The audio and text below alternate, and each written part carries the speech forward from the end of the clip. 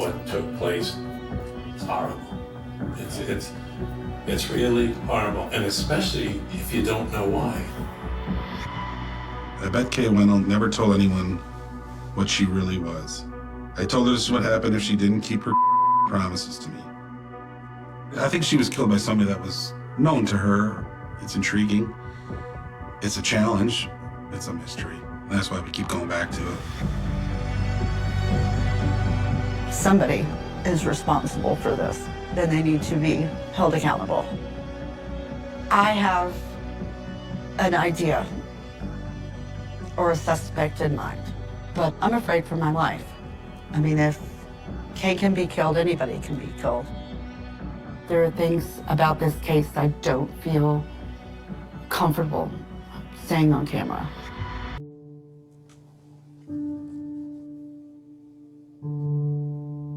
This was my last trip to Atlanta when I saw Kay for the very last time.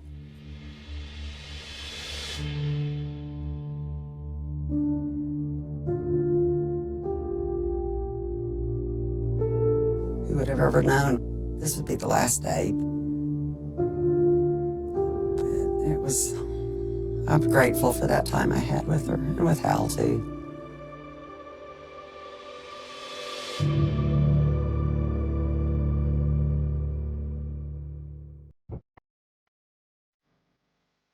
Oh, Hal was very, very kind. He wanted to surprise Kay for her 60th birthday. So he sent me a first-class ticket out to surprise her. We got to the house and Hal calls Kay and says, I have your present here now. It took me a while to get it into the house. I was sitting in the living room. And I'll never forget Kay coming in the door in this little short black dress. She looked up and went, oh, Penny. I said, happy birthday, Kay. Your husband did this for you. And oh my gosh, we just cried and hugged and it was so exciting. Kay was so happy, but nothing seemed wrong. Both of them seemed so happy. Happy with each other, happy with life. But then when I found out that was going to be the last time I ever saw my sister, it meant more to me than anything in the whole wide world. Because you don't think you're going to leave there and not see her again. But that's what happened.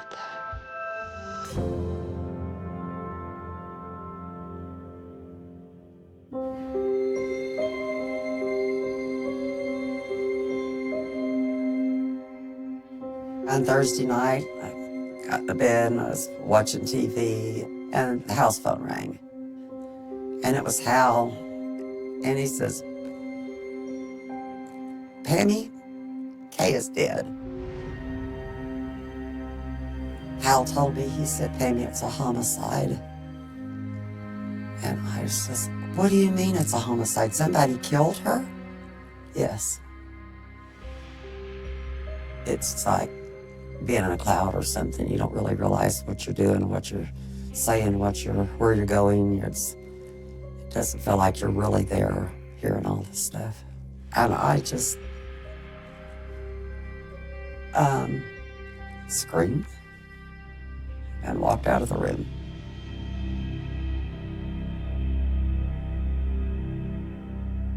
Because not Kay. Kay's the person that could defend herself. Kay's a person that took care of everybody else. And we don't have her anymore. And that'll destroy you. Absolutely destroy your life. Just 15 years now, and we still don't know. But I want to know so bad. I just want to know why and who would do that to Kay.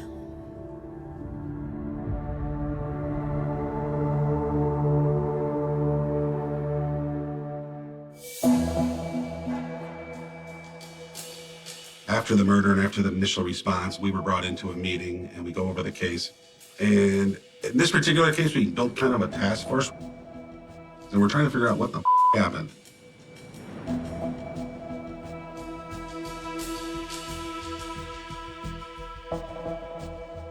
When you look at the case files, what sticks out is that Kay was not your typical victim. Kay was, just leading a normal housewife life. She's married, living in a middle-class neighborhood. Her husband was Hal Wennell. For the best I can explain it, he would buy property and develop shopping centers. She didn't put herself in any kind of situation that would bring violence to her. That right away will grab you.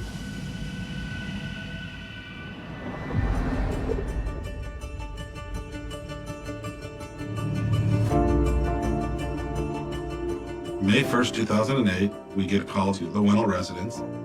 Hal comes home from work. He discovers Kay on the kitchen floor. So emotional that he can't talk, he gets a neighbor to finish the 911 call. We bring everybody out of the house. We just secure the crime scene. We find Kay on the kitchen floor, a significant amount of blood. She bled out because her throat was cut. It seemed like whoever killed her wanted to make sure that she was dead, because after the initial cut, there was a second cut, and it almost beheaded her, actually. It was so violent. I think the way she was killed tells me that he's either very angry and they had a personal relationship, or it's someone who's a professional and they knew what they were doing. From what we can tell from the initial scene is that Kay is reading a book in the little study area next to the front door, somewhere between 1 and 3 o'clock in the afternoon. There is no forced entry, so we think Kay answered the door. Whether she knew who was at the door or not, we don't know, but we know she answered the door because she was hit right there. She was wearing glasses, reading glasses, so we can see those were broken near the front door. And she had an injury to her face, which suggests she was hit or punched. She had to have been terrified. And I'm sure the last few seconds, it was horrifying. I couldn't imagine going through that.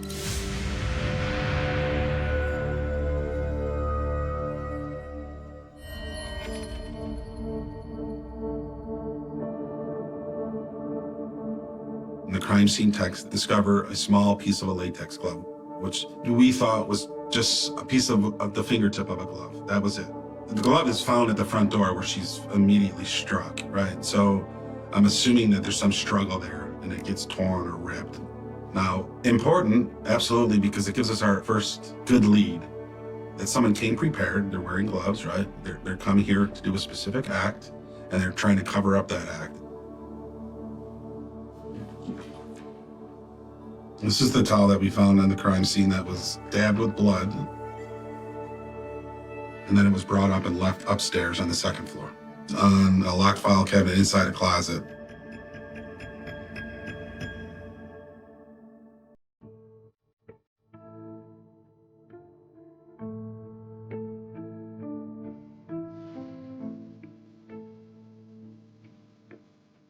So this is a photograph of the jewelry that we found in the locked cabinet, reportedly $1 million worth. Al said that nothing was missing. So I can't imagine someone going in for a robbery and not taking $1 million worth of jewelry. So why go upstairs? Right? I think not knowing what the reason to go upstairs was a missing link. I think if we had information on something that was taken or missing, that it would certainly help the investigation. It would give us a direction. So yes, it's extremely frustrating. We did also find inside that locked cabinet things that Hal wasn't aware of. There were some, some lingerie that he was not aware of. So maybe she was having an affair with somebody that she was trying to hide. But we don't have anything to suggest that we have a robbery. We don't have a sexual assault. What's the motive? The motive is just to kill her. There is no other motive besides killing her.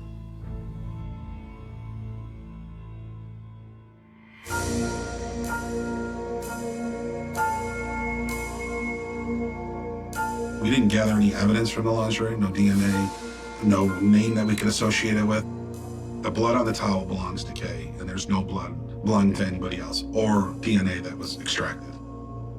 We ultimately get a DNA profile from the tip of the glove. The GBI puts that profile into the federal CODIS system, which anybody who's been arrested for a felony, their DNA, they're going to be swabbed, and their DNA is going to be put into this database that we can now compare to the DNA we got from our scene.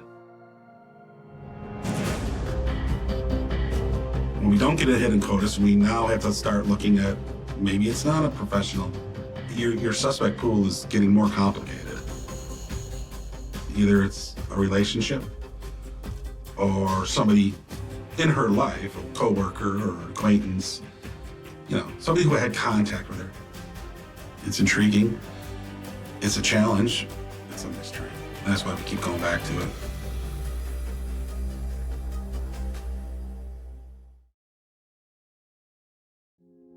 On Thursday, 60-year-old Eva K. Wennell was found dead in her home by her husband. It's very difficult right now. Having a very rough time. It's the hardest thing I've ever faced. It is quite a brutal scene, but I can't get into the details of exactly what occurred.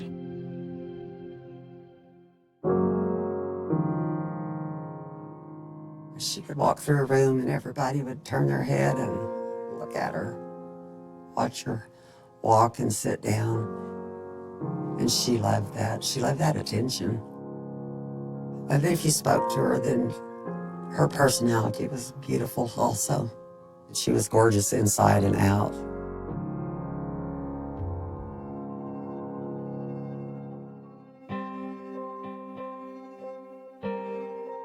Kay met her third husband in Miami, and they moved to Las Vegas. And I think she was a Betty for probably around 5 years. Kay's third husband had asked her to go to the airport and pick up a business partner for him. And this business associate was Hal Wennell. Now, Hal was married, Kay was married. I didn't know about this affair until maybe a year into it. And then Kay calls me and says, I'm getting a divorce and I'm gonna start over. Then the next thing I knew, Kay was getting married to Hal. They just both seemed very, very happy. Hal didn't talk to me about being a suspect, but I knew he was because that's just the norm. But just the way that he loved Kay, I just don't think he could do that to her.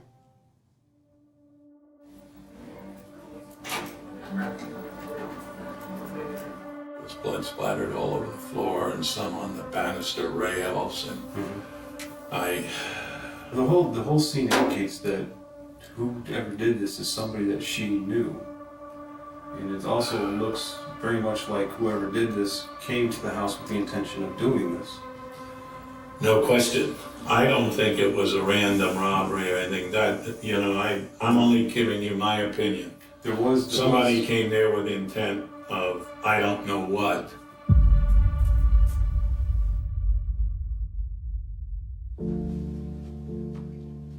The first time I met Hal and Kay was at a grand opening of one of their shopping centers down in Stockbridge.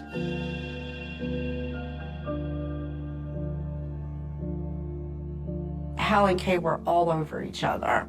And if he wasn't touching her, she was touching him. I remember saying, go get a room. They were just constantly very lovey-dovey to one another. I absolutely think that their love for one another was very genuine, very genuine.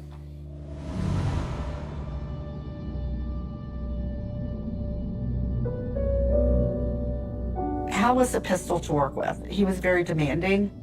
He didn't yell very often, but when he was ticked off, you knew it. He expected nothing but excellence from his employees and loyalty. Kay was tenant coordinator, leasing agent. Anybody could talk to her. She was not snooty. She's very personable, very nice. Yeah, she was a sweetheart. She was a sweetheart. I looked up to her. Perfect marriage, I thought. Successful business. I thought she had it all.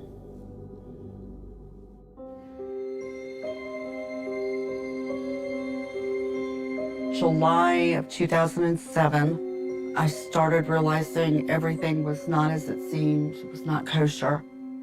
Hal was getting ready to sell the shopping center to a group of businessmen but Hal was paying his tenants rent so that it looked good on paper.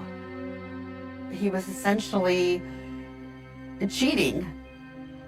But it was soon after, or the shopping center sold, that the buyers found out about it. And then I had found out that, another shopping center, and then another shopping center was the same way. We had many lawsuits against him. 2 of the lawsuits started before Kay's death. I never talked to Kay about the lawsuits, but I believe that she knew about them.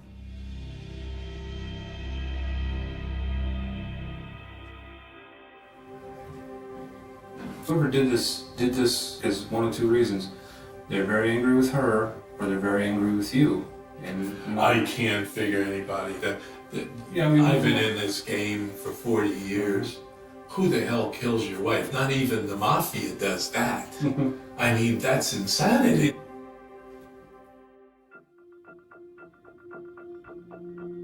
We did find some, I'll call shady business dealings. It appeared that maybe Hal was borrowing from one person to pay the next person off.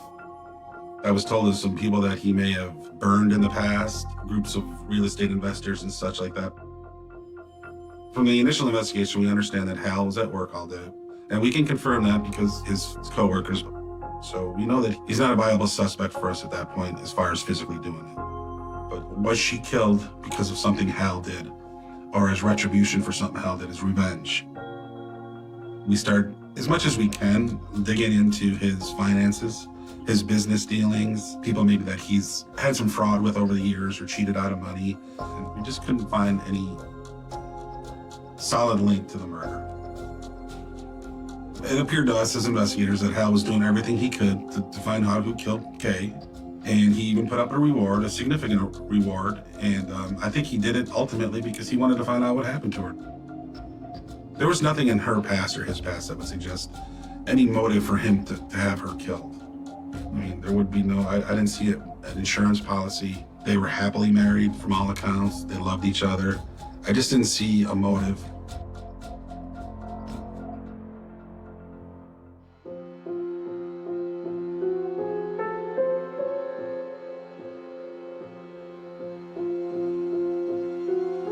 He says the day prior to the murder, he is out smoking a cigarette and he sees a male loitering around in the cul-de-sac. And he approaches him and asks him the reason he's in there, and he tells him that he's looking to buy a house. He shows him a flyer for a house for sale, but it's in a neighborhood miles away. The next day, he's upstairs in a room, and he happens to look out and he sees that same male approaching the Wennell house somewhere just after 1 o'clock. But he loses sight of that person as they walk up the driveway.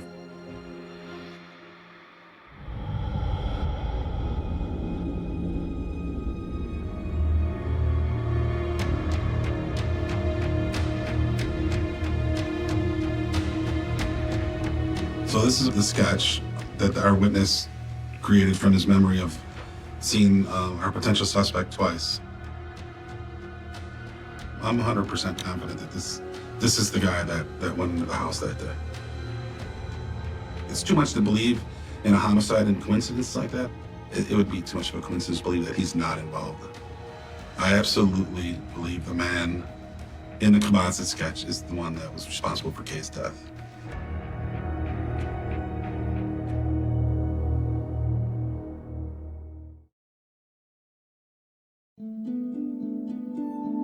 I believe it was the police department that had told me the way that Kay was murdered. They had told me that, and it looked like she had turned around and started running through the house to get away from them. And they said that they didn't only cut her throat once, but they cut her throat twice. And to hear something like that, the horror that she went through before she died, was just, I just can't imagine that kind of horror. She had to know she was running for her life.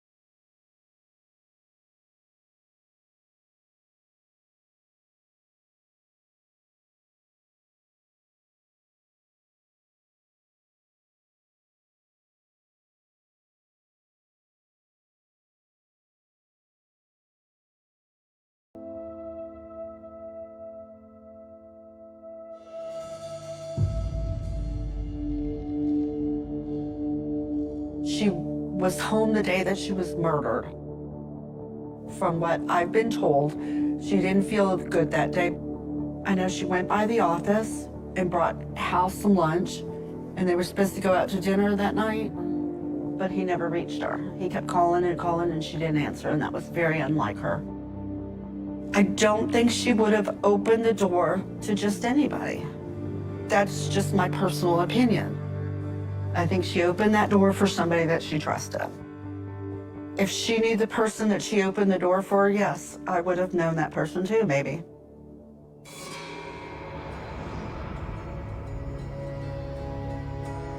A lot of people showed up to the funeral. Every client Hal had, any business associate, they were all there. There were a lot of men in suits. They were the detectives, because nobody knew who killed her at that point. There were a couple of employees that were acting strangely. They were overly dramatic, which I found odd, because behind Kay's back, these people didn't like her. But to her face, they acted like they were best friends. I do think that the reason that the detectives were there at the funeral home was maybe they suspected it was a colleague or an employee, somebody close to the Weddles or an associate. But that's just my perspective looking back.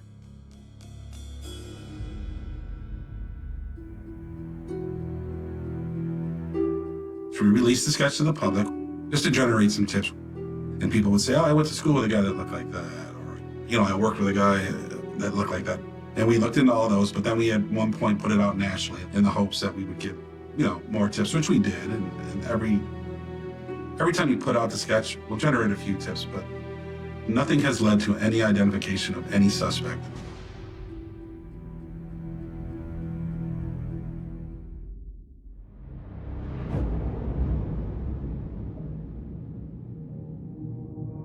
Several months after Kay's death, we're still in the infancy of the investigation. We get another great lead, we think. We're contacted by a local newspaper who received a letter. I bet Kay Wendell never told anyone what she really was. It turns out she was a money-grubbing whore. I loved her. She said we could be together. She told me that she hated her house and the fat, miserable, lying husband. She said she loved me, but that was a lie too. I told her this would happen if she didn't keep her promises to me. Well, reading this is certainly disturbing. I mean, it really hits home. This is a lot of anger, super angry. You can interpret the letter two ways. Is it someone trying to throw us off? You know, someone who did it and say, no, let's send this out there and make them look in a different way, or it's actually from the killer. It's mind-boggling because she's killed in a professional manner, but what professional would send a letter like that to attract attention?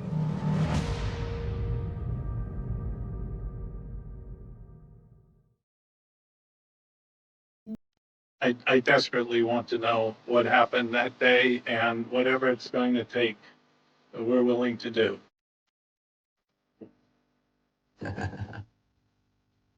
They just loved each other so much.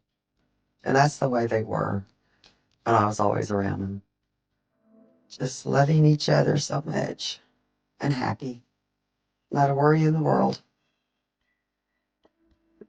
When I visited in Georgia, which was several times, it never even crossed my mind that she would be having an affair. And she could have had that. I just knew nothing about it. I don't know. I just don't know. You know, I'm sure there's so many things that she didn't tell me. That sort of stuff just did not come out, and I just wished it would have. We'd know now.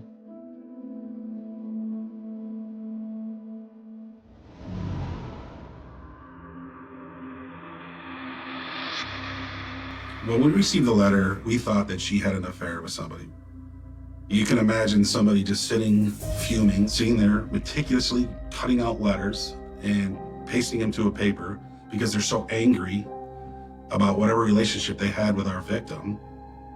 We went through her phone records. We couldn't find any evidence that she was having phone contact, texts, emails through her computer. We had no evidence that there was a romantic relationship outside the ones that we were aware of.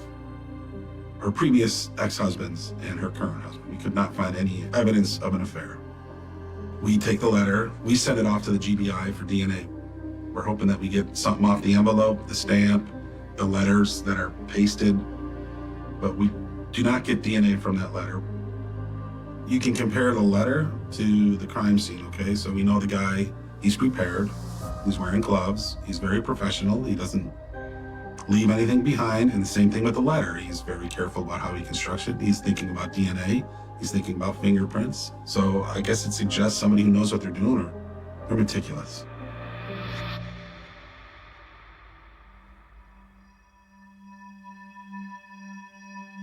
What do you think happened? Tell me what you think in your mind happened to Kay. So I think it's somebody she knew, and knew her, possibly knows you. As God is my judge, I don't think Kay was having an affair. She had to be the best damn actress in the world.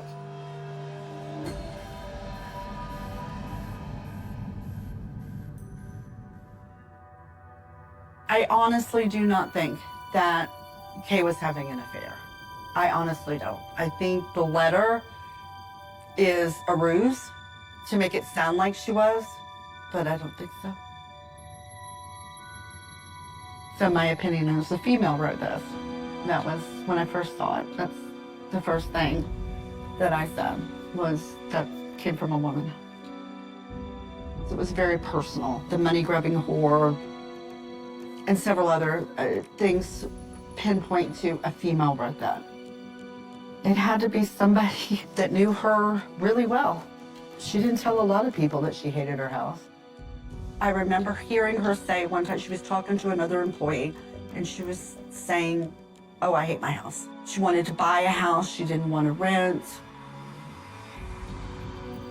To me, it's made to look like a jilted lover. But I hear a lot of anger towards Hal, not towards Kay.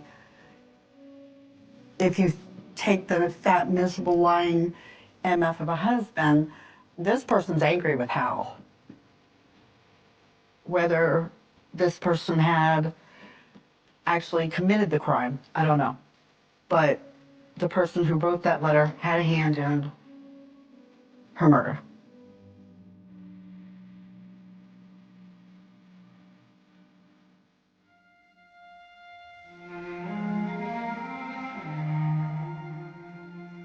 The general consensus in the office was that Kay knew who murdered her. Cutting her throat like they did, that was a personal, very personal attack. That was done to send a message, to hurt him and get her out of the way.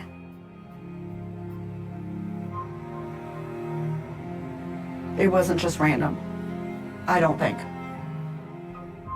You don't cut somebody's throat from ear to ear just randomly.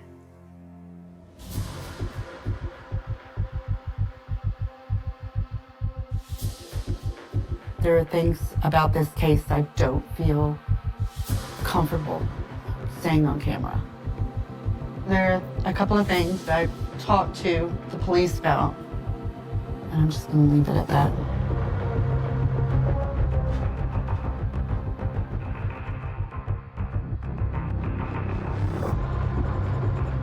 After her murder, I mean, I always look in the rearview mirror. I'll know if somebody's following me. Watch my surroundings wherever I go.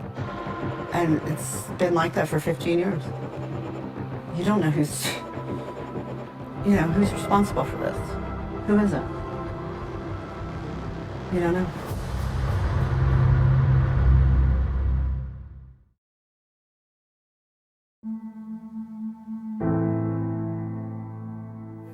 It's driving me crazy trying to figure out what took place.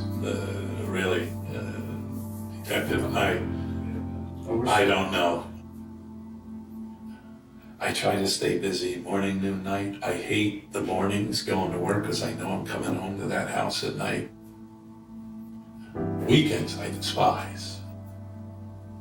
I hope this never happens to you or anybody, because it takes a month and a half even to wake up in the morning and your mate's not beside you.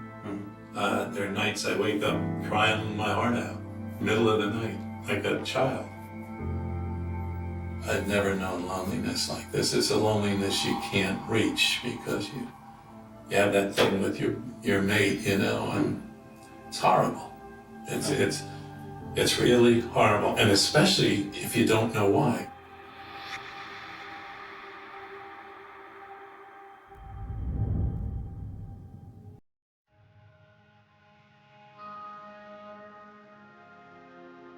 He just dropped dead of a heart attack.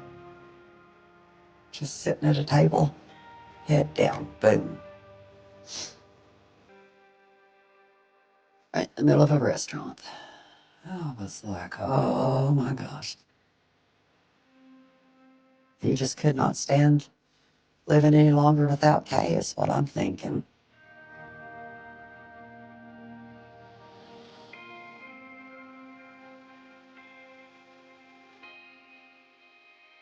When I got the phone call, Hal had passed away that day,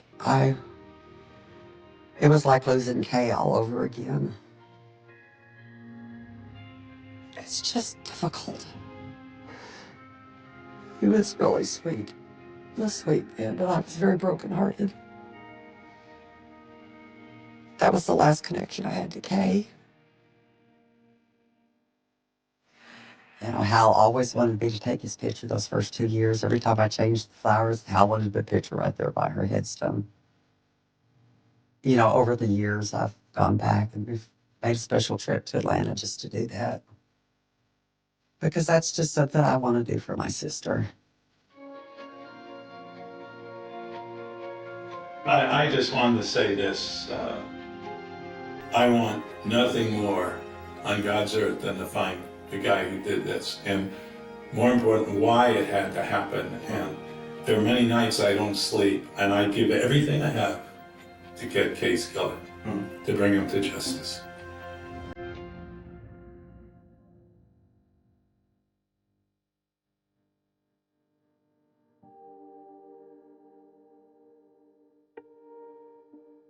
I will never drop it. I'm in for the long haul. I don't want Kay to be the forgotten one. I'm not only the last person, I'm the only person. Nobody else has called out the police department. None of our relatives. I'm the only one. I took this on because Kay would take it on for me. And Kay would never quit. But I'm not going to stop. I see cases all the time that's solved 40 years later. I'm waiting for that person to sit down and tell somebody to spill his guts. I wish he'd just pick up the phone and call me. Let me know what Kay did to you. Why did she make you so angry? I just want those questions answered. Just peace of mind for me. My parents didn't get it. I want it.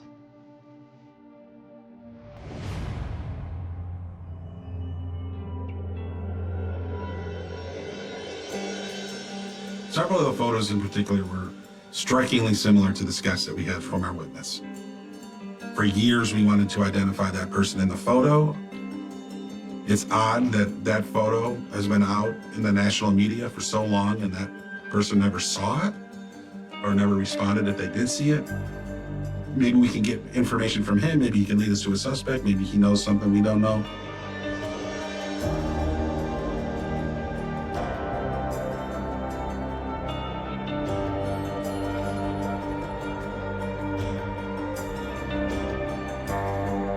We eventually sent the towel, the lingerie, the glove again to try to see if we can extract additional DNA, because in order to put DNA into a private genealogy website, you have to get another profile. We sent it off and we learned that, okay, yes, there's potentially some DNA of a male profile on the towel, but not enough to put into the genealogy site. So it's just another roadblock. And our hope is that one day this DNA evolves, that we can find our suspect through the genealogy databases. Absolutely, this case is solvable. I would never give up on any case, however long they go. This has been 15 years. It's a long time. Not giving up. Always have hope. Always get excited about new information, new tips. So hopefully what we're doing today will lead to some new information, another tip. Yeah, always hopeful. Never gonna give up. I think we owe it to Kay. I think we owe it to Kay's family to continue to work on it. How can you possibly not? I mean, how can you give up?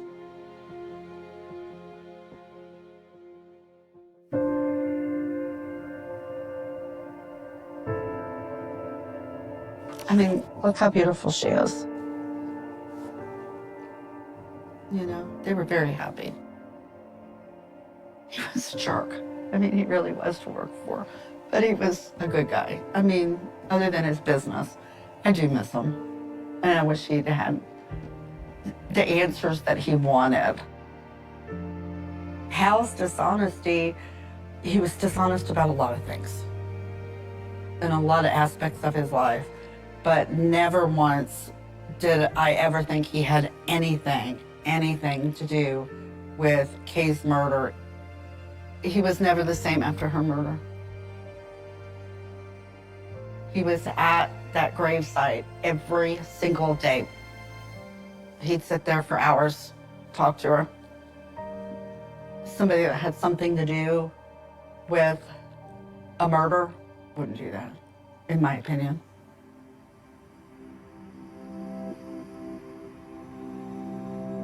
She was a beautiful soul, an angel in my eyes. I never would have thought the end of their story would have been what it is. She was viciously murdered, and he died of a broken heart. If somebody's out there that knows something, they should come forward. It's been 15 years. It's time for justice to be served. It's time for justice to be served.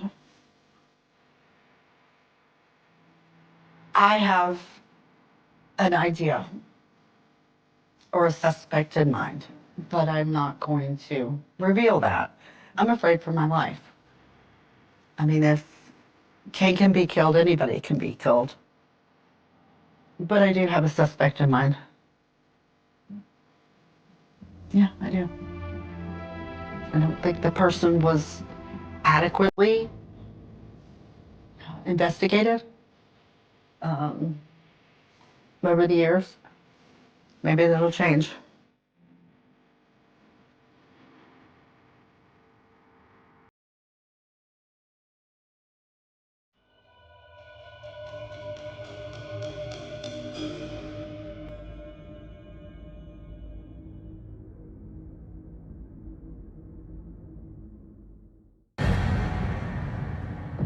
I was like, what are you talking about, this flower garden? Your heart is just racing. It's almost like you could just jump out of your own body. If it was up to me, I would have grabbed a shovel and dug up that garden myself. I just knew. I said, I think he's gone. Night falls fast in this part of Texas, like someone flipping a switch. One moment heat shimmering on the asphalt, the next swallowed by a darkness that feels thicker than it should be, heavier, like it's holding something back. And on June 17th, 2003, that darkness closing around a single quiet street where nothing ever happened, until something did. A bicycle lay on its side near the curb. One wheel still spinning, slow, uneven, ticking like a clock running out of time. No sign of crash, no blood, no scream, just the absence. And in cases like this, the absence is the first alarm. The kind neighbors don't hear until it's already too late. Her name was Emily Carter, 8 years old, small for her age, known for riding that same bike in tight circles under the fading orange glow of streetlights, always within shouting distance of home, always visible, always safe, until she wasn't. The last confirmed sighting came from across the street, a neighbor watering his lawn, hose draped loosely in one hand, who would later say everything seemed normal, too normal, the kind of detail that sticks in the throat during interviews, because normal is what people remember when something is about to go terribly wrong. He saw her stop. Not fall, not panic, not run. Stop. As if someone had called her name. As if she recognized a voice. And then she walked, not forced, not dragged, just walked, out of sight behind a parked vehicle, into a blind spot that would soon become the center of a growing storm. By the time her mother stepped outside and called for her, the street had already gone quiet, unnaturally quiet, the kind of silence that presses on your ears, making every second stretch, every unanswered call sharper, louder, more desperate. Within minutes, neighbors were out. Within an hour, patrol cars lined the block. Within 2 hours, the word spread, missing child. And with that, everything changed. Search teams flooded the neighborhood. Flashlights cutting through yards, alleys, drainage ditches. Officers knocking on doors of increasing urgency. Voices rising. Radios crackling. The controlled structure of routine response dissolving into something more frantic, more urgent, more afraid. Because this wasn't a runaway. There was no note, no history, no reason. Just a bike. And a vanishing. The kind that turns a quiet Texas street into the epicenter of a nightmare. By midnight, the FBI was notified. By morning, helicopters circled overhead, their blades slicing through the early heat, broadcasting a message no one wanted to hear out loud. This was serious. Very serious. The family stood at the edge of it all, suspended between hope and something darker, something creeping in at the edges of every passing hour. Because time in these cases doesn't just move, it tightens, it compresses, it suffocates. The first 48 hours passed without a trace. No ransom call, no sightings, no evidence, just questions multiplying faster than answers. Investigators mapped the scene down to inches, reconstructing timelines, tracking movements, interviewing anyone who had so much as driven through the area that evening. But every path led back to the same point, the same gap in visibility, the same missing seconds where something happened and no one saw it, or no one admitted they did. And that's when the tone shifted, from search to suspicion, because in cases like this, the truth is rarely far. It's just buried, sometimes in silence, sometimes in fear. Sometimes in someone standing just outside the frame, watching, waiting, saying nothing. A white pickup truck was reported 2 streets over. An unfamiliar man seen lingering near a corner store earlier that day. A door-to-door salesman who couldn't quite account for his route. Each lead sparked a surge of urgency, each one chased down, dissected, eliminated, leaving behind a trail of dead ends and growing frustration. Days turned into weeks. Weeks into months. The posters faded. The news vans left. But the question stayed. Why no struggle? Why no noise? Why did she go willingly? And the most chilling question of all, who did she trust enough to follow? Years passed, but the case refused to settle. It hovered. A cold case before anyone wanted to use the term. Detectives rotated in and out, each one reopening the file, each one convinced they would see what the last had missed. Combing through witness statements, reanalyzing timelines, staring at the same photographs until the details blurred into something almost abstract. And still, nothing. No body. No confession. No closure. Just a family aging in place. Birthdays marked by absence. A room left untouched. A silence that grew louder with every passing year. Then, in 2018, something shifted. Not dramatically. Not publicly. Just a quiet update in a database. A reprocessed piece of evidence. Overlooked, re-examined under newer technology. Something too small to matter back then, suddenly carrying weight, significance, possibility. A partial print. Smudged. Incomplete. But not useless. It didn't match anyone in the original investigation. Not the neighbors. Not the suspects. Not the known offenders at the time. Which meant one thing. Whoever took Emily Carter had never been on their radar, and that realization hit harder than any dead end before it, because it meant the investigation hadn't just stalled. It had been looking in the wrong direction. The print was run again. Expanded databases, new algorithms, cross-state comparisons, and then a hit, not a name, not yet, but a connection, a minor offense in another county. A record buried under years of unrelated activity. Someone who had passed through systems without ever raising alarms. Until now, detectives reopened everything. Quietly, carefully, because cases like this don't just break open. They unravel. And when they do, what comes out isn't always what you expect. Surveillance records from 2003 were pulled again, old witness statements revisited, and slowly a pattern began to emerge. A presence, peripheral at first, then consistent. A man who had no reason to be there, but was. Multiple times. Seen, forgotten, ignored, until now, and as his name surfaced, so did something else. A detail buried deep in an old interview. One sentence. Overlooked, dismissed. At the time, I think she knew him. Not fear, not resistance, recognition. And suddenly, the entire case shifted, because stranger abduction is one thing, but familiarity, that changes everything. The investigation tightened. Pressure built. Surveillance resumed. Background dissected. Histories unearthed. And what they found in Scream Monster, it whispered something far more unsettling. Ordinary. A man with a job. A routine. A life that blended in so completely, no one thought to question it. The kind of person who exists in the margins of attention. Invisible until he isn't. And by the time they were ready to move, to confront, to ask the questions that had lingered for 15 years, he was already waiting. The knock didn't come with sirens. No flashing lights, no sudden burst of authority tearing through the quiet morning. Just two detectives standing at a door that had been opened and closed thousands of times before, on a street that looked like every other street, in front of a man who had spent years not being noticed. He answered on the second knock. Calm, too calm, eyes adjusting to the daylight like nothing about this moment was unexpected, like he had already rehearsed it in the back of his mind, over and over, for years, waiting for the day the past would finally catch up. His name was Daniel Reeves. 42 years old. No violent record. No history that would set off alarms. A maintenance technician. Steady employment. No complaints from neighbors. No red flags. Just a quiet life that slipped under the radar so completely it almost erased him. Almost. Because now, standing in that doorway, the weight of 15 years pressing from all sides and the silence between words carried more than anything either side was willing to say out loud. They didn't accuse. Not yet. They asked routine questions, casual tone, measured pacing, building a conversation that felt ordinary, even as it edged closer to something anything but. Had he lived in the area back in 2003? Yes.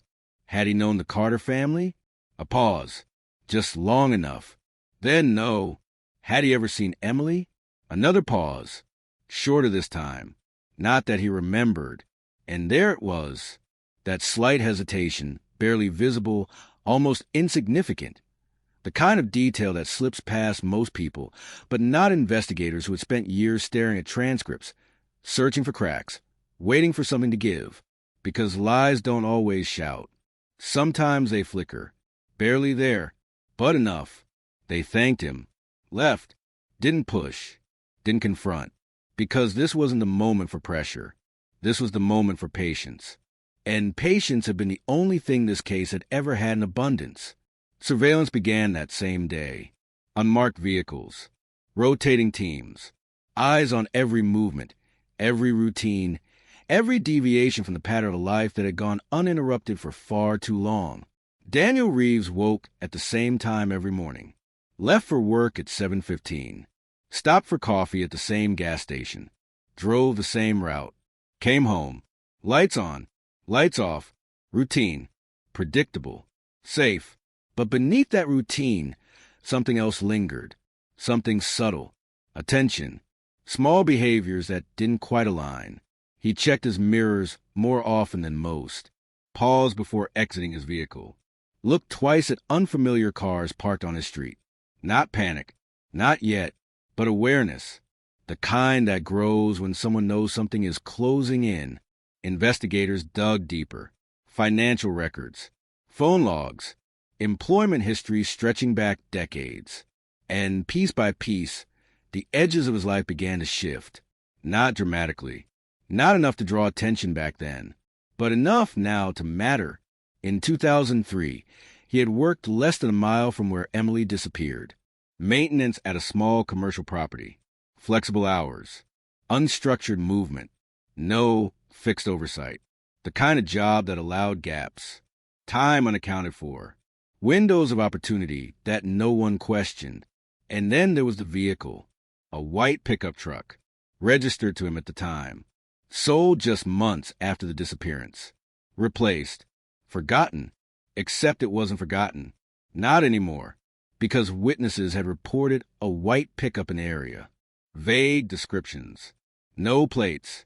No confirmation. Just fragments of memory that had never solidified into evidence. Until now. Slowly. Deliberately. Because rushing meant risk. And risk meant losing the one thread they had spent 15 years trying to find. They brought him in again. This time, not at his home. At the station. A controlled environment. Neutral ground. Recorded. Measured. Every word documented. Every silence noted. He sat across from them. Posture relaxed. Hands steady. Eyes moving just enough to suggest thought. But not enough to suggest fear. Not yet. They started from the beginning. Where he lived. Where he worked. Who he knew. And as the questions circled closer, as timelines overlapped, as details aligned in ways they hadn't before, the air in the room shifted. Not visibly. Not dramatically. But enough. Because pressure isn't always loud. Sometimes it's quiet. Persistent. Unrelenting. They mentioned the truck. A flicker. Gone almost instantly. They mentioned the proximity to the Carter home. A shift in posture. Subtle. But there. They mentioned the partial print. And that's when it happened. Not a breakdown. Not a confession. Just a change. A crack. Small. But real. His breathing adjusted. Slightly faster. Eyes narrowing, recalibrating. Processing information he hadn't expected them to have. Because for 15 years, this had been buried. Untouched. Unchallenged. Safe. And now, it wasn't. He asked for water. A delay. A moment. Time to think. Time to rebuild whatever story he had been carrying all these years. But time, in that room, didn't belong to him anymore. It belonged to the case. To the girl who never came home. To the silence that had stretched across a decade and a half. Waiting for this exact moment. They didn't accuse. Not yet. They let the evidence speak. Piece by piece. Layer by layer. Building something he couldn't ignore. Couldn't deflect. Couldn't explain away. And still, he held. Denial wrapped in calm. Responses measured. Controlled. Because people who carry secrets that long don't let go easily. They adapt. They survive. They convince themselves the past is no longer reachable. That whatever happened back then exists in a different world. A closed chapter. But the problem with cold cases is they don't stay cold forever. Sometimes they wait. And when they come back stronger, with sharper edges, with better tools, with patience that doesn't break. The interview ended without resolution. No confession. No collapse. Just tension. Thick. Unspoken. Lingering in the air as he walked out of that room. Past the same doors that closed behind countless others. Some guilty, some not. All of them carrying something inside. But this felt different. Because for the first time in 15 years, the case was moving. And so was he. Surveillance picked up immediately. Closer now, tighter, watching for changes, watching for cracks. Because pressure does something over time. It builds, it seeps in, it turns routine into strain, calm into calculation, and calculation into mistakes. 3 days later, he broke routine, left home late, skipped the gas station, drove a different route. Nothing dramatic, nothing obvious, but enough. Because when someone who lives by routine changes it, even slightly, it means something. They followed, at a distance, careful, precise, because whatever he was about to do mattered. He drove out past the edge of town, beyond the neighborhoods, beyond the places people watch, into stretches of land where the road narrows, where the trees grow thicker, where isolation isn't unusual, but privacy is absolute. He turned onto a dirt path, unmarked, unmaintained, the kind of road that doesn't appear on maps unless you know where to look. And that's when everything sharpened, because places like this don't exist by accident. They exist because someone needed them to. He parked, sat for a moment, engine running, hands still on the wheel, and even from a distance, through lenses and static and heat distortion, there was something in that pause that felt heavy, like a decision, like a memory pressing forward. Then he stepped out and walked into the trees. Alone, the trees swallowed him fast, the kind of dense, unmarked growth that cuts off sound before it travels, where footsteps disappear into dry earth and fallen leaves, where anything that happens inside stays there, hidden, contained, like the land itself has agreed to keep secrets. The surveillance team held position. No sudden moves. No rush. Because whatever this was, whatever he had come here to do, it wasn't random. It was deliberate. And deliberate actions, in cases like this, don't happen without reason. Minutes stretched. 5, 10, 15. Long enough for tension to settle into something heavier. Something that pressed against every second, like a countdown no one could see, but everyone could feel. Then movement. A shift in the trees. Branches parting. Daniel Reeves stepping back into view. Empty-handed. At least at first glance. But something had changed. Subtle. Almost imperceptible. His shoulders tighter. His pace quicker. Eyes scanning just a little more than before. Not panic, but not calm either. Something in between. Something unstable. He got back into the truck. Sat again. Longer this time. Engine still running. Hands gripping the wheel. And then he drove.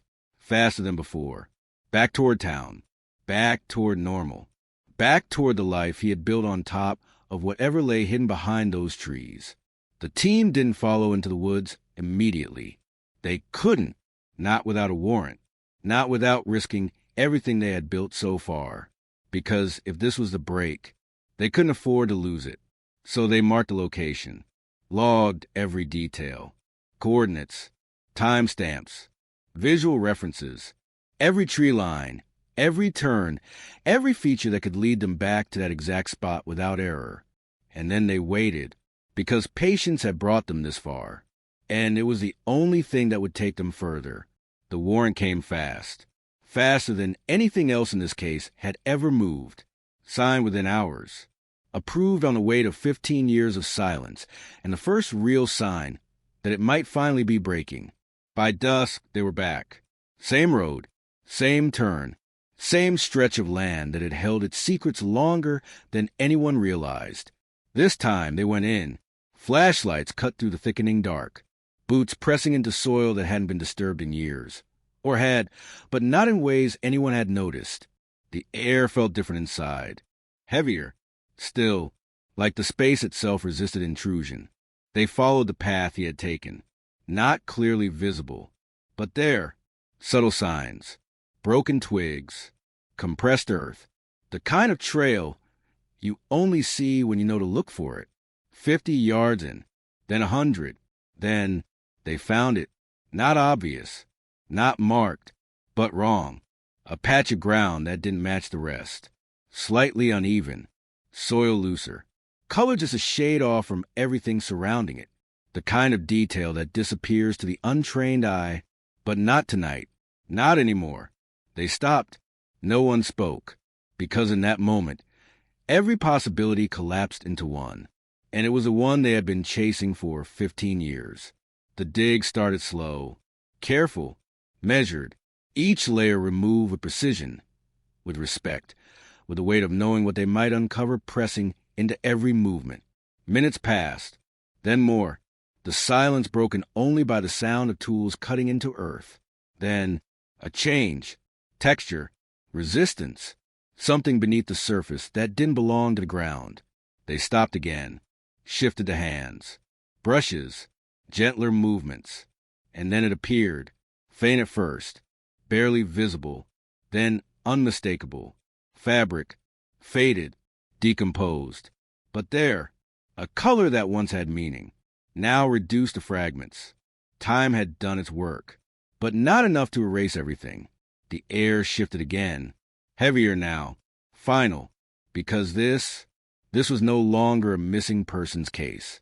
This was something else, something that had waited underground for 15 years, and was finally being brought back into the light. They worked through the night, layer by layer, piece by piece, careful not to rush, careful not to disturb what remained, because every detail mattered, every fragment, every trace, every silent piece of a story that had never been told. And as the excavation deepened, the reality settled in fully. This wasn't just a burial. It was concealment, intentional, planned, hidden in a place no one would stumble across. A place chosen, remembered, returned to. The remains were partial. Time had taken much, but not everything. And what remained was enough. Enough to confirm what everyone had feared. Enough to bring the case out of the shadows and into something undeniable. Emily Carter had been here. All this time. Not lost. Not missing. Taken. Hidden. And left behind. The team secured the site. Documented everything. Every inch. Every angle. Because now, the case had something it never had before. Evidence. Real. Physical. Unarguable. And with that, everything changed. Daniel Reeves was brought in again. No casual conversation this time. No slow build. No patience. Because patience had done its job. Now came pressure. Real pressure. The kind that closes in from all sides. The kind that leaves no space to hide. They laid it out. Direct. Clear. They found the site. They found what was buried. They knew he had been there. Recently. Repeatedly. The silence in the room shifted. Not controlled anymore. Not steady. Something else creeping in. Something closer to fear. His eyes moved differently now. Faster. Searching. Calculating. Looking for exits that weren't there. Because for the first time, he understood. This wasn't theory. This wasn't suspicion. This was real. And it was closing in. They didn't raise their voices. They didn't need to. Because the weight of the evidence spoke louder than anything they could say. Minutes passed. No response. Just breathing. Uneven now. Subtle, but breaking. They pushed again. Details. Timelines. The location. Why that place? Why her? Each question sharper than the last. Each one cutting closer to something he had buried deeper than anything in those woods. And then he spoke. Not a confession. Not yet. Just words. Careful. Measured. But different. I didn't mean for it to happen. The room froze. Because in that sentence, everything shifted. Not denial. Not distance. Admission. Partial. Fragile. But real. And once something like that slips out, it doesn't go back. They leaned in. Not physically, but in presence. In focus, in silence that demanded more. He looked down, hands no longer steady, breathing no longer controlled. 15 years pressing down all at once. And for the first time, cracks didn't just show. They spread, slow, but unstoppable. I just wanted to talk to her. The words landed heavy, wrong, distorted, because nothing about this was simple. Nothing about this was accidental. And everyone in that room knew it. But they let him continue. Because this was the moment, the one they had been building towards since that bicycle was found spinning in the street. And now, it was finally breaking open. The room didn't move, but everything inside it shifted. Like the air itself had been re-weighted by those few words. I just want to talk to her. A sentence too soft for the violence it implied. Too ordinary for the distance it had traveled through 15 years of silence. And yet it sat there now, exposed, fragile, waiting to either collapse or turn into something far worse. Daniel Reeves kept his eyes down, as if the table held answers he couldn't find anywhere else. Fingers twitching slightly against the edge, small movements betraying control he had tried so hard to maintain. Because control is always the first thing to fracture when the truth starts speaking through you instead of around you. The detectives didn't interrupt. Not yet. They knew better. Because once a door like this opens, even a little, it doesn't respond to force. It responds to space. So they gave him silence. And in that silence, something long buried began to surface. I saw her before, he said finally, voice lower now, stripped of its earlier steadiness. She used to ride past the property every afternoon, same route. A pause, not for effect, for resistance, like the memory itself was pushing back. I never talked to her before that day. Another pause, longer this time, his breathing uneven now, words coming slower, as if each one had to be pulled through something thick, something resistant. I just called out to her. The room tightened, not visibly, but in the way attention sharpens when a story begins to tilt toward its center of gravity. She stopped. He swallowed, hard, and she recognized me. That detail landed differently, because recognition changes everything. It removes randomness. It introduces connection. And connection, in cases like this, is never harmless. She came closer, he continued. Not all the way, just enough. I told her I had something to show her. His voice faltered on the last word. Show her. A phrase that should have meant nothing. But now, carried weight it was never meant to hold. The detectives exchanged no words. They didn't need to, because the narrative was forming itself now, piece by piece, whether they guided it or not. I don't know why I said it, he added quickly, almost offensively, as if trying to step outside his own memory. I thought she would leave. If I asked normally, I didn't want to scare her. A contradiction. And they caught it immediately. Because nothing in this story was accidental anymore. He rubbed his hands together now, faster, restless. She followed me, he said. Just a few steps. I told her it was behind the building. A pause, longer than the others. Heavy silence behind the building. The words hung there, unfinished, like the sentence itself refused to complete itself in a way that could be spoken cleanly. The air in the room had changed now. Not tense, not even heavy. Something colder. Something that settled in rather than pressed down. She trusted me, he said suddenly, almost quietly, almost like a question. I don't think she was scared at first. That sentence didn't sit right. Not because of what it said, but because of what it avoided. The detectives finally spoke, but only one question. What happened next? And that question cracked something open. Not immediately, not dramatically, but like a slow break in glass you don't notice until it spreads too far to ignore. Daniel Reeves exhaled. Long. Shaky. And for the first time since he sat down, he didn't look like someone trying to manage a story. He looked like someone inside it. I panicked, he said. À simple phrase, but loaded with everything it tried compress. I didn't plan anything, I swear I didn't, it just went wrong. The words came faster now, less structured, less controlled. She started asking questions. She said she needed to go home. I told her wait. I told her just a second. His voice tightened, and something in his posture collapsed inward slightly, as if the memory itself was forcing him to relive its weight. She turned away. A pause, then quieter, and I grabbed her. The room didn't react, but everything inside it froze, because that was the line, the one that split before and after. He stared at his hands now, like they belonged to someone else.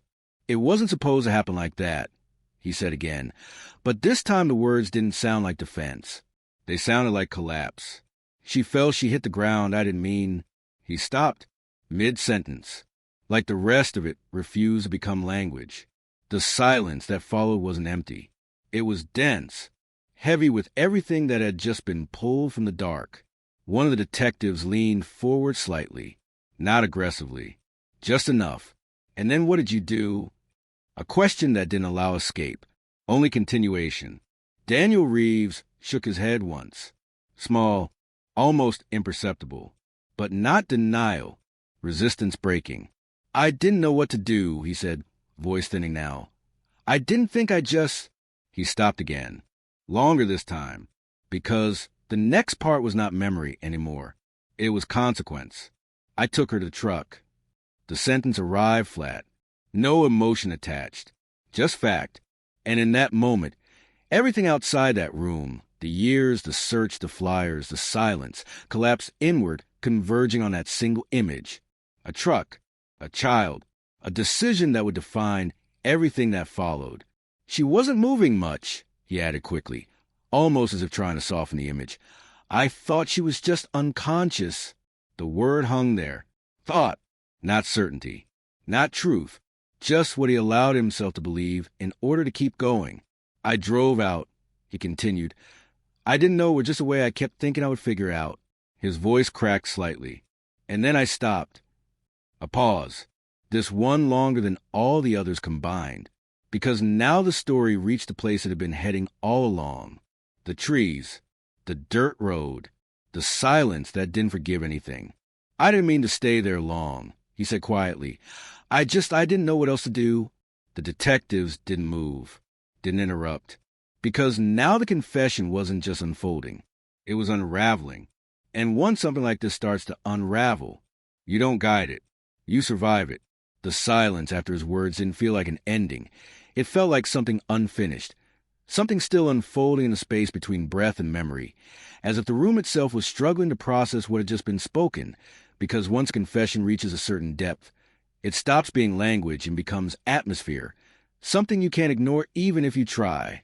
Daniel Reeves sat back slightly now, not relaxed, not relieved, just depleted, like the act of speaking had taken something out of him he didn't know he still had, and for the first time since he entered the room, he wasn't controlling the story anymore. He was inside it, carried by it, dragged forward by everything he had tried to keep buried for 15 years. The detectives didn't rush in. They didn't break the silence immediately, because what he had already given them wasn't the end of anything. It was the beginning of the structure. They needed to understand what came after. One of them finally spoke, voice steady, measured, almost quiet. You drove her out of town. Not a question, a confirmation. Daniel nodded faintly. Yes. A single word. Small, but irreversible. His eyes stayed fixed on the table, as if looking up would make it more real than he was ready to accept. I kept telling myself I would take her back. He said, I kept thinking I could fix it, that I could just undo it. A pause. Longer now. He shook his head once. Slow. I knew I couldn't go back.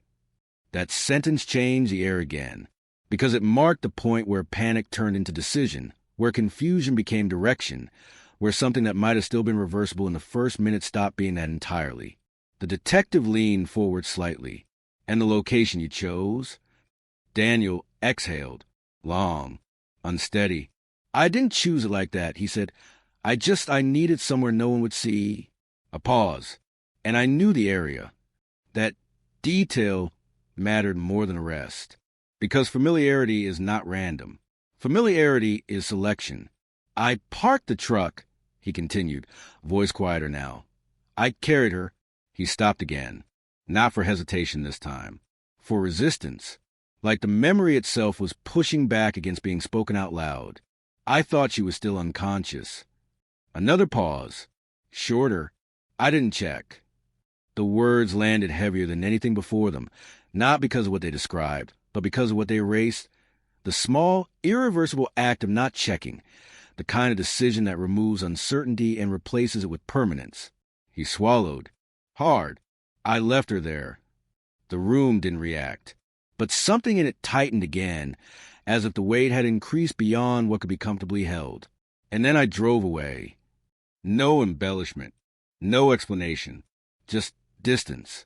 The detectives exchanged a glance now, brief, controlled, the kind of communication that doesn't need language because the structure of the case is already forming itself too clearly to ignore. One of them asked, You returned the area later? A long pause followed. Not refusal, not denial, just a slow reconstruction of something he had spent years trying not to think about. Yes, Daniel said finally. A shift, small, but significant. I went back. I don't know why at first. I told myself I just needed to see. His voice lowered, but I went back more than once. That detail changed everything again, because it removed the illusion of a single moment of chaos and replaced it with something more sustained, something deliberate in its repetition, even if born from instability. I covered it, he added suddenly, quickly, as if trying to move past what he had just admitted. I buried her there. I used whatever I could find. His hands moved slightly as he spoke, small gestures that mimicked digging, as if his body was replaying what his mind was trying to avoid fully reliving. I made sure no one would see. A pause, then quieter. I thought no one ever would. That sentence carried a different kind of weight. Not confession, not explanation, just belief. A belief that had lasted 15 years and had just collapsed in real time. The detective spoke again. What made you go back to the site recently? Daniel didn't answer immediately. For the first time, there was a visible struggle, not with memory, but with inevitability, as if he understood that whatever he said next would close something that could no longer be reopened. I saw your car, he said finally. A pause. Then, I knew. That was it. No elaboration. No defense. Just recognition. The realization that time had finally caught up, that the years of silence had ended, that the space he thought was safe had already been mapped, traced, followed. I didn't think it would happen, he added, voice almost fading now. Not after so long. But cases like this don't care about time. Time doesn't erase them. It only delays them. The detective leaned back slightly now, letting the silence stretch again, not because there was nothing left to ask, but because everything essential had already begun to surface, and pushing too fast now would risk breaking what was still fragile enough to hold. Outside that room, the investigation continued to expand, moving from confession to confirmation, from words to terrain, from memory to earth. And back at the wooded site, the ground that had already given up part of its secret was about to be asked for more, because now they knew where to look. And more importantly, they knew why. The following morning, before the sun fully cleared the horizon, teams returned to the location. Equipment heavier, movement more precise. The atmosphere changed completely from the cautious excavation of the night before to something far more focused, more certain, because now there was no longer question of if they would find something. Only how much. The soil was colder at dawn.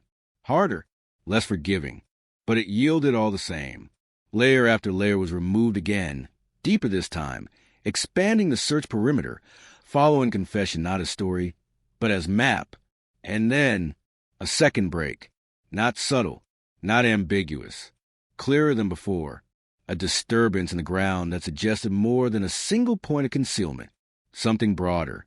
Something intentional in scope. The team paused again. Not out of hesitation, but recognition, because what was emerging now suggested that the original discovery had not been the full extent of what was hidden there. And as they widened the excavation, the truth began to stretch further than expected. Not just a single burial point, but a site shaped by repetition, by return, by time spent in a place that should have been left untouched. And with each layer removed, the weight of the case grew heavier, not just in evidence, but in understanding. Because this was no longer just about what happened in a single night in 2003. It was about everything that followed it, everything that was built on top of it, everything that tried and failed to keep it buried. And somewhere far from the trees, in a room still carrying the echo of a confession that could not be undone, Daniel Reeves sat waiting for the next question. Even though part of him already knew there would be no more hiding left. By the time the sun climbed higher, the woods no longer felt like a hidden place. They felt exposed, stripped of their quiet, filled instead with movement, controlled urgency, and the kind of focused silence that only exists when everyone present understands the weight of what they are uncovering. Because once a site like this is confirmed, it stops being ground and becomes evidence, and every inch of it starts to speak in fragments. The excavation had expanded now, carefully, deliberately, following the inconsistencies in the soil, the subtle disruptions that only made sense once you already knew there was something there. And the deeper they went, the more the earth began to resist, not in refusal, but in memory, as if it held on to what was buried for too long and no longer wanted to release it. The first confirmed remains had already shifted the case into something irreversible. But what they were finding now was not simply confirmation. It was structure, pattern, intention that suggested this place had been revisited, adjusted, altered over time, not in haste, but in awareness, and that realization changed the entire emotional temperature of the scene. One of the forensic technicians paused mid-motion, brushing carefully along a section of soil that looked slightly different from the surrounding area. And when the second layer gave way, there was no immediate reaction, no dramatic reveal, just a stillness that spread outward like a ripple that never needed sound to be understood. Then came the confirmation, not spoken loudly, not announced, just acknowledged through a small shift in posture, a pause in movement, the subtle lowering of tools. More remains, but not identical in condition. Different depth, different positioning, different time. The implications settled slowly, heavier than anything that had come before it, because this was no longer a single moment frozen in time. This was layered history beneath the ground. And history like this doesn't form accidentally. The team worked in tighter coordination now, documenting every change, every fragment, every variation in soil composition and placement, because the more they uncovered, the more the site revealed itself as something that had been interacted with repeatedly, not disturbed in a chaotic sense, but managed as if someone had returned here more than once, not to forget, but to ensure. Back at the station, the interrogation room had taken on a different atmosphere as well. Not because Daniel Reeves had changed position, but because the information flowing in from the field was beginning to reshape the conversation even before it was fully spoken. The detective placed a photograph on the table. No words, just image, the site, the excavation. The partial exposure would have been hidden. Daniel stared at it for a long time without speaking. Not denial, not confusion, recognition. A slow tightening in his expression that suggested the memory of the place was no longer something he could distance himself from. I didn't go back after a while, he said finally, voice quieter than before. I told myself I wouldn't. A pause. Short, but unstable. I lied to myself. That admission wasn't requested. It wasn't prompted. It surfaced on its own. The detective didn't interrupt, because interruptions were no longer useful here. Only continuity mattered now. Daniel's gaze stayed fixed on the photograph. I thought it would stop being real if I didn't look at it, he said, like if I stayed away long enough. It would just disappear. A hollow logic, the kind that collapses under its own weight the moment it is spoken aloud. It didn't disappear, he added. A pause. Nothing did. Outside the room, updates continued to arrive in real time. The excavation had confirmed something critical.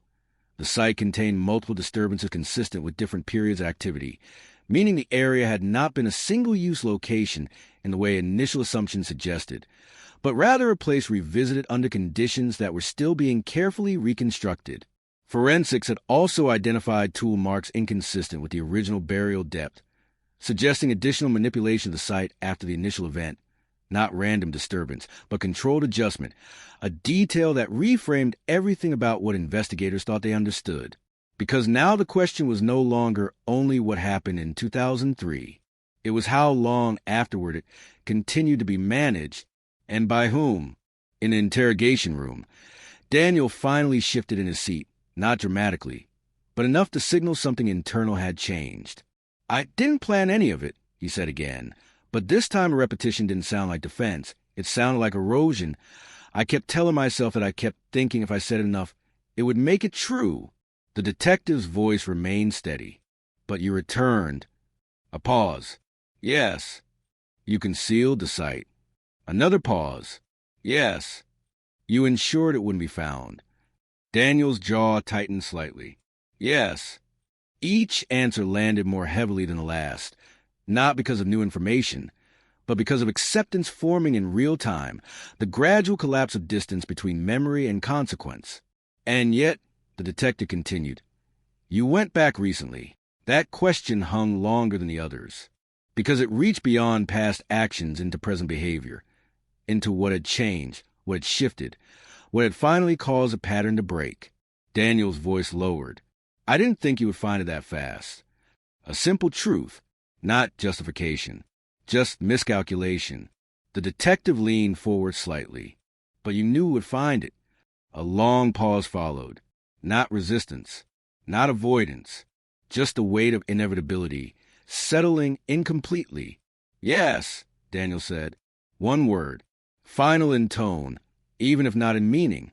Back at the excavation site, the team paused again as another layer revealed a second area of disturbance, smaller, more subtle, but consistent with the same pattern of concealment and reworking, and as documentation expanded, so did the realization that this site was not passive ground. It was an active record of actions taken over time, each layer a trace of intent, each adjustment a decision that carried forward consequences long after the moment itself had passed. And somewhere between the soil and the silence, the case stopped being about disappearance entirely.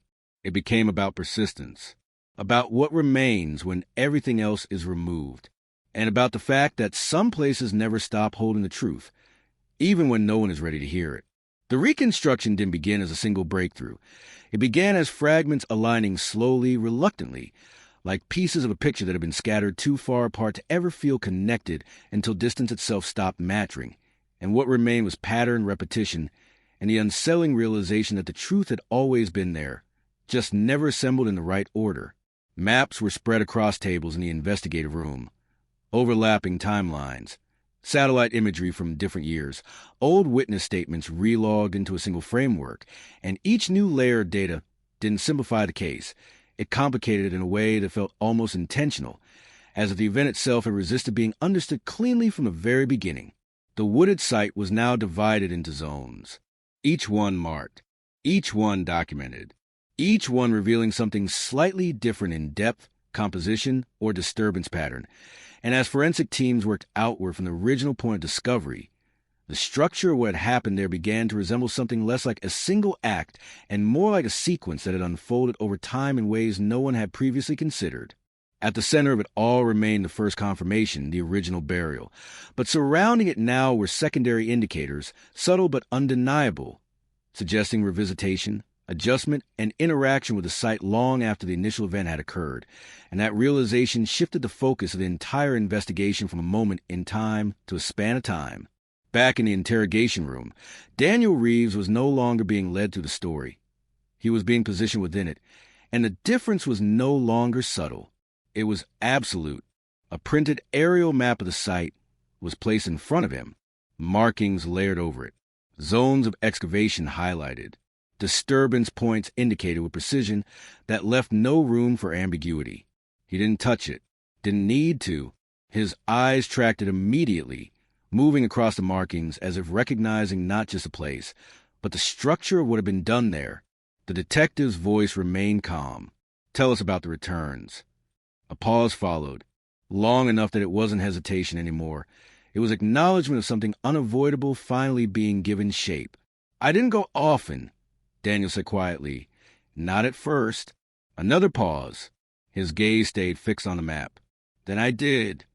That shift mattered more than anything he had said before, because it introduced change over time, not a single decision, but repetition, erosion of boundaries, the slow normalization of returning to a place that should have remained untouched.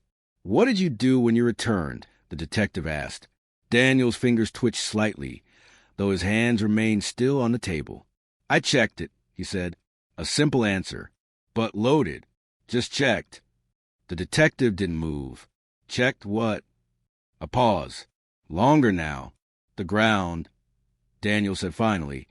If it looked disturbed, if anyone had been there, that detail changed the temperature in the room again, because it wasn't just memory. It was monitoring, maintenance, a continued awareness of the site's condition over time. The detective placed another photograph down, this one older, recovered surveillance imagery from the area across different years, showing subtle, almost indistinct movement near the tree line at intervals that had never previously been flagged as relevant. Now they were. Daniel stared at it longer than the others. Something in his expression shifted, not dramatically, but enough to indicate recognition that went beyond what he had verbally admitted so far. "You were there," the detective said. Not a question. Daniel didn't answer immediately. His jaw tightened slightly. "I thought I was careful," he said finally. That wasn't denial. It was acknowledgement of failure, a different kind of truth. Outside the room, the forensic interpretation of the site continued to evolve, and what was once understood as a concealed location was now being reclassified as a controlled environment, not in the technical sense, but in the behavioral sense, a place repeatedly managed by someone who understood exactly what they were trying to preserve or prevent from being discovered. The excavation team had identified additional anomalies consistent with secondary disturbance events, meaning the ground had not only been altered at the time of the initial burial, but re-entered afterward in ways that suggested ongoing concern about exposure, discovery, or change in condition. Each layer removed added another dimension to the timeline. Each detail expanded the scope of what had occurred beyond a single moment of panic into something that extended across years. Back in the interrogation room, Daniel finally leaned back slightly, as if the weight of the map in front of him had become too heavy to continue facing directly. "I didn't know it would last this long," he said quietly. The detective responded immediately. "What did you think would happen?" A long silence followed. Not empty, full, heavy with everything that had not yet been fully said. "I thought it would stay hidden," Daniel said. A pause. "I thought time would take care of it." That belief, now spoken aloud, didn't carry justification. It carried collapse. Because time had not erased anything. It had preserved it. Hidden, yes, but intact. Waiting. And now, finally, exposed. The detective's voice softened slightly, not in sympathy, but in precision. Time didn't take care of it. A pause. "You did."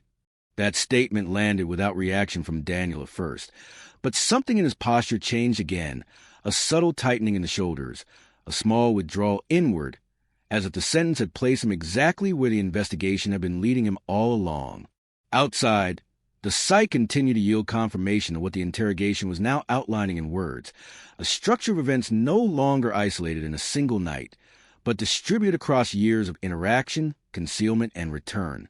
And in that convergence between spoken confession and physical evidence, the case stopped being uncertain in any meaningful way. It became complete, not resolved, but fully exposed. And what remained was no longer the question of what happened. By the time the files were fully consolidated, the case no longer felt like it belonged to a single year or even a single act. It felt like something stretched across time, a structure built from silence, revisited enough times that the silence itself had gained weight, and what was once missing had become something far more unsettling, something preserved.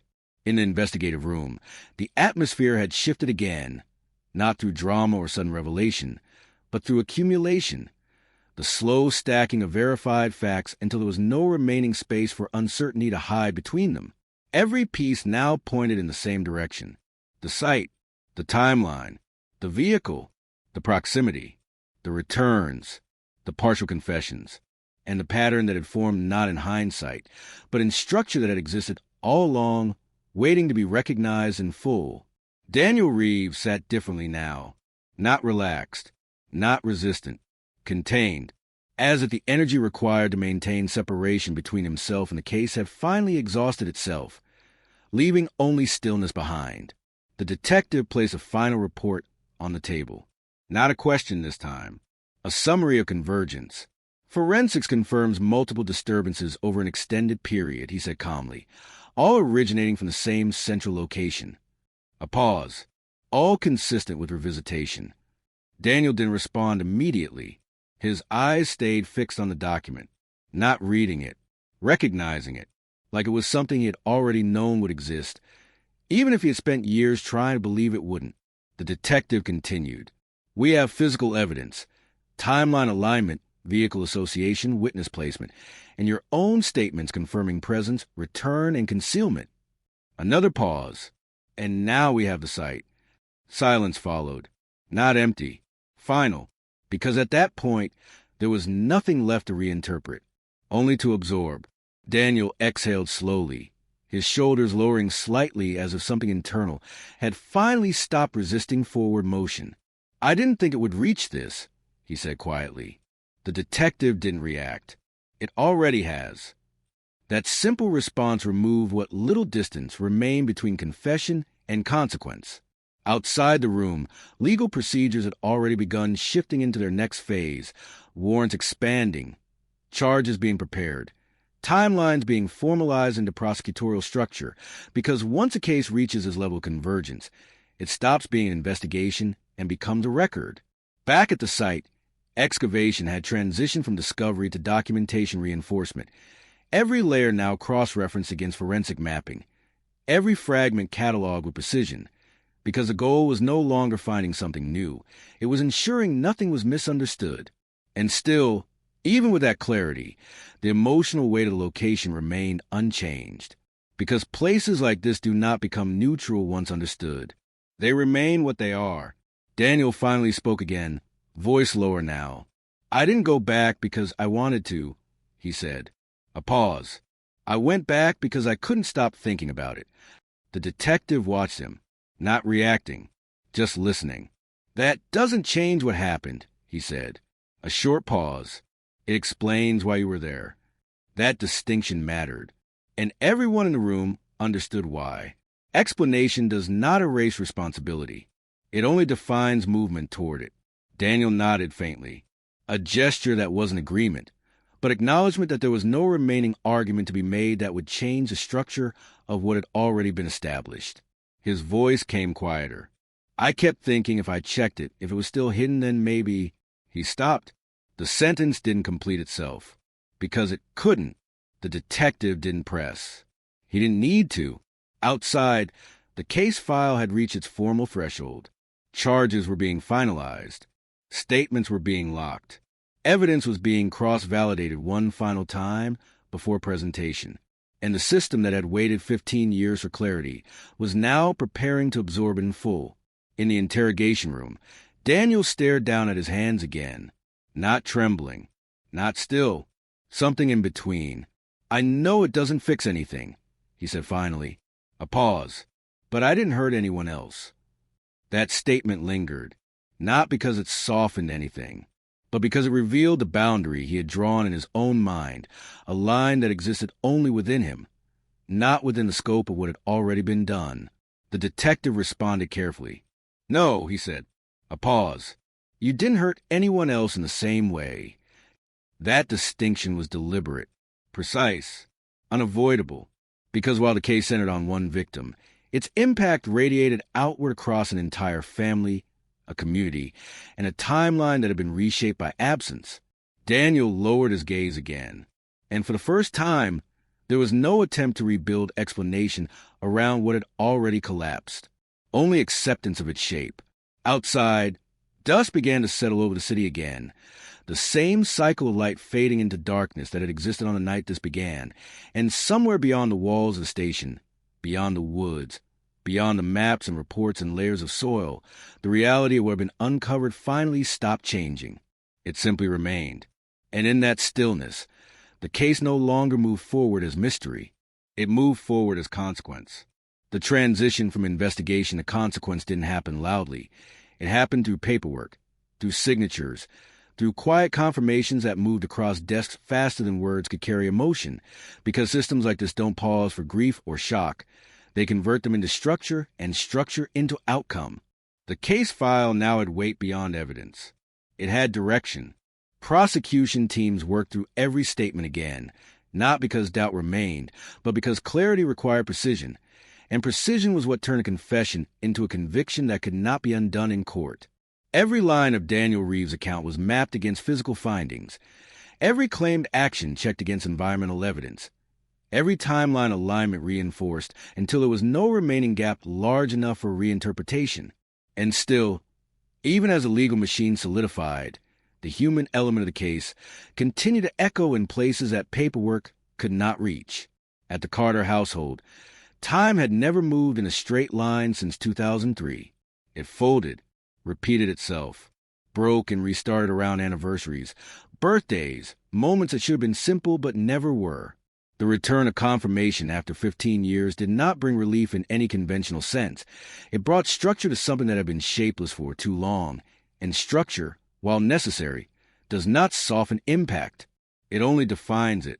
A small memorial service was arranged near the recovered site, not as closure, but as acknowledgement, a quiet gathering of people who had lived alongside absence long enough to understand that answers do not always arrive cleanly, and even when they do not remove what came before them.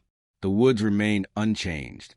Same trees, same stillness, but now they carried a different meaning. not unknown anymore, but understood in the most irreversible way. Back at the detention facility, Daniel Reeves sat through formal proceedings with the same stillness he had begun to develop in the interrogation room. Not resistance, not denial, but something closer containment, as if emotional expression itself had reached its limit and folded inward. The formal charges were read, detailed, structured, unavoidable, each count aligning with evidence that had already been established beyond dispute. He did not interrupt, did not respond, until asked, and when he finally did speak, it was not to challenge, not to deny, but to acknowledge. I understand. 2 words. Simple, final in tone, even if not in meaning. The courtroom phase would follow, but the trajectory was already set, and everyone present understood that what remained was procedure, not uncertainty. Outside the formal system, media coverage expanded rapidly, not in speculation, but in reconstruction of a case that had lived for years in partial visibility and was now fully exposed in public record. Though the details that mattered most were not the ones that circulated widely. They were the ones that stayed in the files, in the soil, in the testimony, and in the absence that had defined everything from the beginning. The forensic teams completed their final sweep of the site days later, not because there was expectation of more discovery, but because protocol required certainty and closure of physical evidence. And even then, the site resisted being reduced to simple terminology. It was not just a burial location. It was a timeline embedded in ground, a record of return, a place that had held both silence and repetition, until neither could exist independently anymore. In the final interview before transfer to formal custody proceedings, Daniel was asked one last question, not about actions, not about timeline, but about understanding. What do you think remains of what happened? The question lingered longer than most, not because it was difficult to answer logically, but because it was difficult to separate from everything that had already been spoken. Daniel looked down for a moment, then spoke. "Nothing changes it," he said quietly. A pause, but it doesn't go away either. The detective nodded once, not in agreement, in acknowledgement, because that was the only accurate description left. Outside, the world continued its normal rhythm, indifferent to resolution, unaffected by finality, as it always does once a case leaves the realm of uncertainty and enters the realm of record. But for those closest to it, nothing returned to normal, not because answers were missing, but because they were no longer absent. They were known, and knowledge, once complete in cases like this, does not release its hold easily. It remains, long after everything else has moved on. The courtroom did not feel like a place where truth was discovered. It felt like a place where truth was formally sealed, pressed into record, given structure and permanence, so it could no longer shift shape in memory or silence. And on the day Daniel Reeves was brought in for proceedings, the air inside was already heavy with the weight of everything that had led to this moment. No one spoke louder than necessary. No one moved without reason. Even the smallest sound seemed amplified, as if the room itself understood that what was happening was not performance, but final accounting. The prosecution presented its case not as revelation, but as confirmation.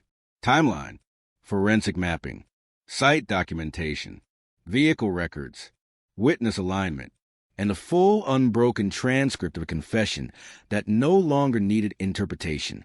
Each piece entered the record without resistance, each one reinforcing the next. No gaps remained for reinterpretation. No ambiguity left to soften what had already been established across multiple systems of evidence. Daniel Reeves sat at the defense table with his hands still, eyes forward but unfocused, not scanning the room, not searching for exits, just present in a way that suggested the idea of escape had already been removed from consideration long before this moment arrived. When his statements were read aloud, there was no reaction from him, not because they lacked weight, but because they no longer belonged only to him. They belonged to the record now.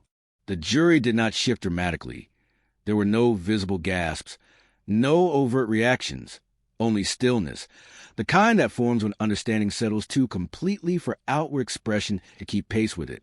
When forensic experts testified about the site, they did so in clinical detail, describing layered disturbances in soil composition, repeated human interaction over extended periods, and structural anomalies consistent with revisitation and concealment maintenance. The language was technical, precise, but no level of precision could fully separate the facts from their meaning, because beneath every technical phrase was the same conclusion. This was not a single moment in time. It was a sequence that extended beyond it, and when that conclusion entered the room fully, it did so without needing emphasis. It simply existed, unchallenged, unchanged. During a recess, Daniel was escorted briefly through a side corridor, and for a moment, away from the formal structure of the courtroom. The weight of the process seemed to shift slightly, not lessen, but redistribute, as if the machinery of consequence required brakes only to continue functioning at full capacity.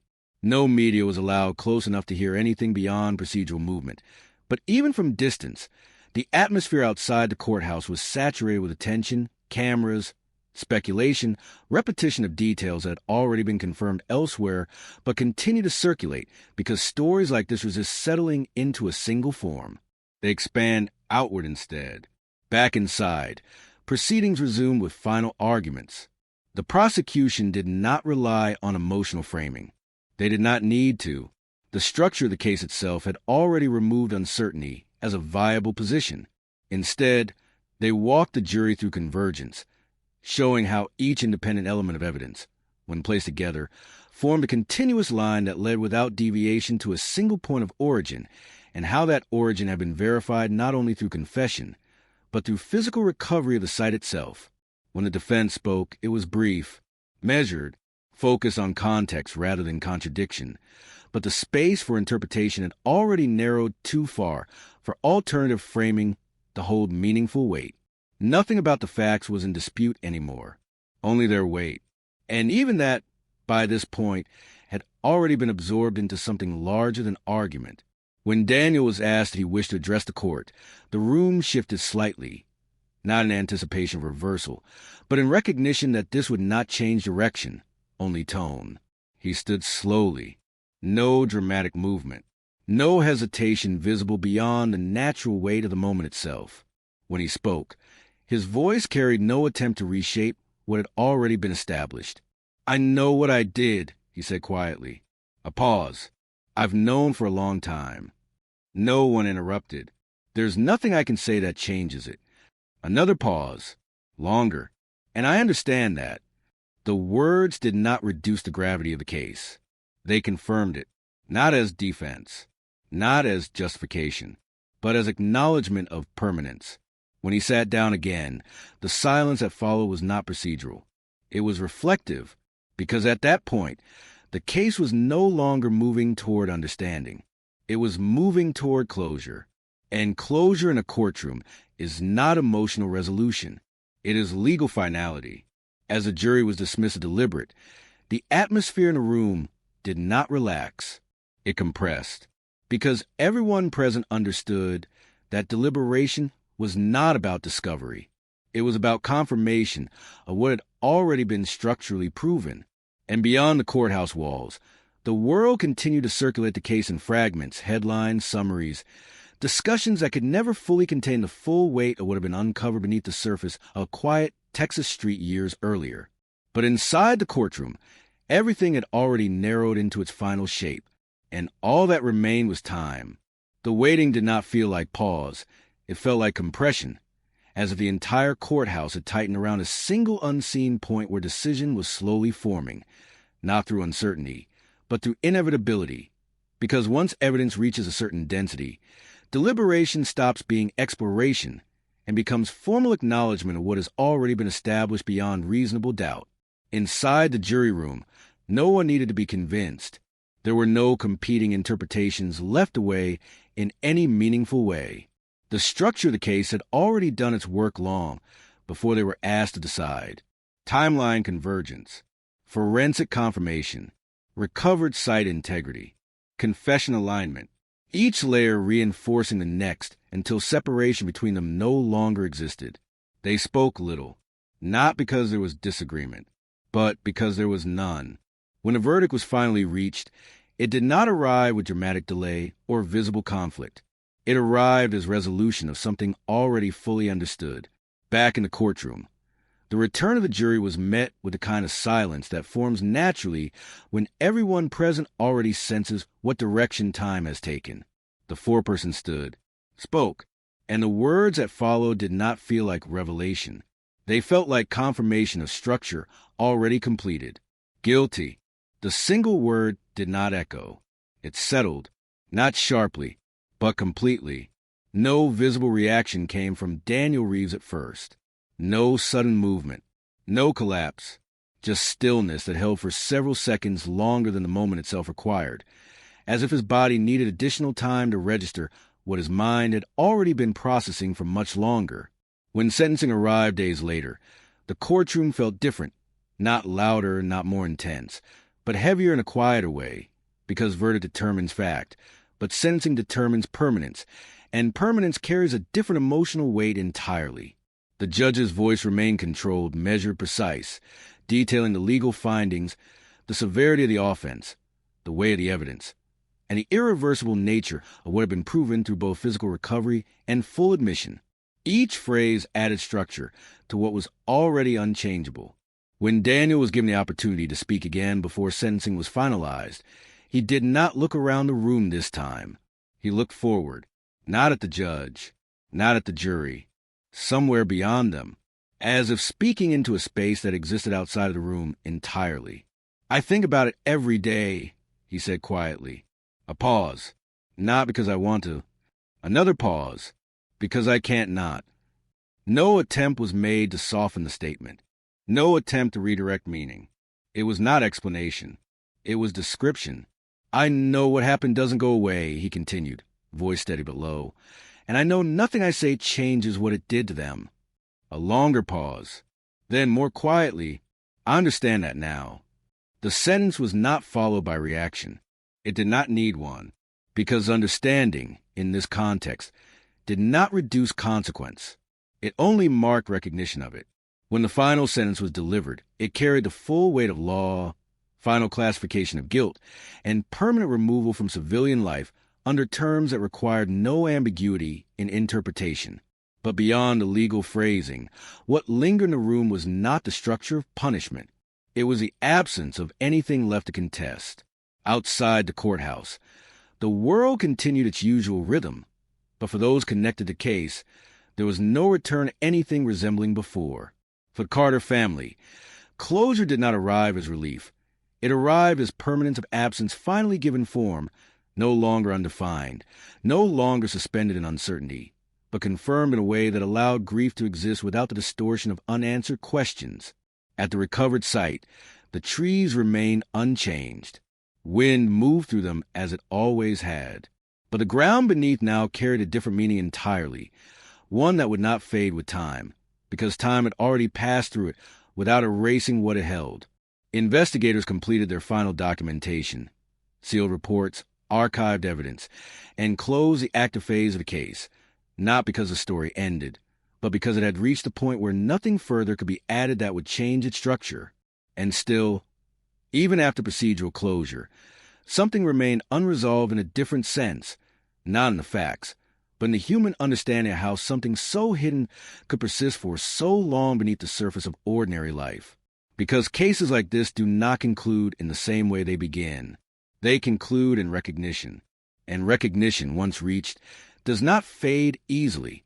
It remains, long after every file is closed, long after every statement is recorded, long after silence returns to places that once held answers buried beneath it, long after the courthouse emptied and the formal language of judgment dissolved into routine movement.